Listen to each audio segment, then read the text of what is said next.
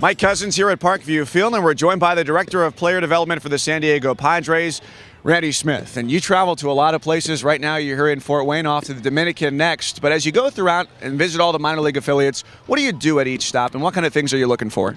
Well, I mean, really, it's to see the players, evaluate the players, visit with the staff, and really make sure you try to get around and touch everybody and see how everybody's doing. But a lot of it's evaluation, a lot of it's making sure that our teaching plan or our development plan is being followed. And it's great to come to here to Fort Wayne, where it's such a great ballpark and a good place to develop players.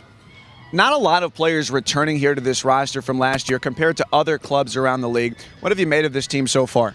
Well, as I've been saying all week, the thing that really stands out for me is the pitching. I mean, the pitching on this club is tremendous from top to bottom. I think they all have a chance, and we need to improve the offense, and I think the offense will get going. But it is a young team. I don't think we have anybody that's repeating the league or had a full year here other than Portillo. So it is a very young team.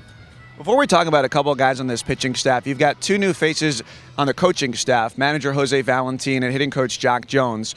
What about those guys in the offseason made you say, we want to bring them in and make them leaders in the system? Well, I've known Jose since he was 16 when we signed him out of Puerto Rico. And, here was a guy who had great instincts for the game, had a great big league career. I think he understood the game. I think he relates well with people. I thought he'd be a natural guy for player development. Jock Jones was a guy who I liked watching him play. He's a San Diego native. I didn't really know him until we sat down and talked about becoming a member of the staff. And I think his personality and his experiences fit in very well for developing young hitters. Jock told me that it was in the wintertime that you called him and had a phone interview, and it seemed like your philosophies really just mesh with one another. Absolutely. I mean, he grew up in a good system. The Minnesota does things the right way, and we talked about hitting and what our thoughts were, and it was we hit it off right away. And Sean Berry spent a lot of time talking to Jock as well, and I think it's anytime you can get three guys with the type of big league careers that Jose and Jock and Willie Blair had. I mean, it's a pretty good staff. How about Odis Portillo? You mentioned the pitching staff here in Fort Wayne, which has really been the strength through about the first quarter of the season. Portillo last year had a wild year, didn't have a lot of wins, but this year the control has been great, and he's just been a very happy pitcher too.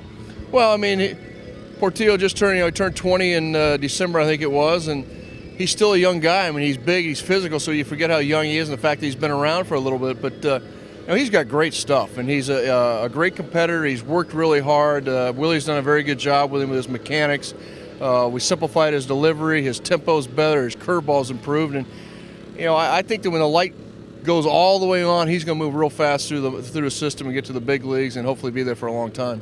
How about the development of Frank Garces? Here's a guy who was originally signed by the Rangers, didn't play in minor league baseball in 2010, pitched in an independent Dominican league, and now he's back with you guys and really performing well here. Was the opening day starter because Cody Hebner tweaked his ankle before that April 5th game against Lake County.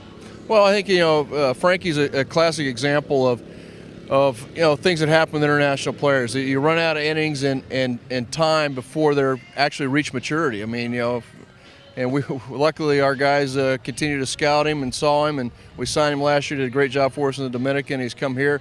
I think he's a big league prospect. I mean, he's a left-hander. He's got 3 average to plus pitches, and I think it's he's fun to watch pitch. He really enjoys having he has fun out there. So we're excited about him.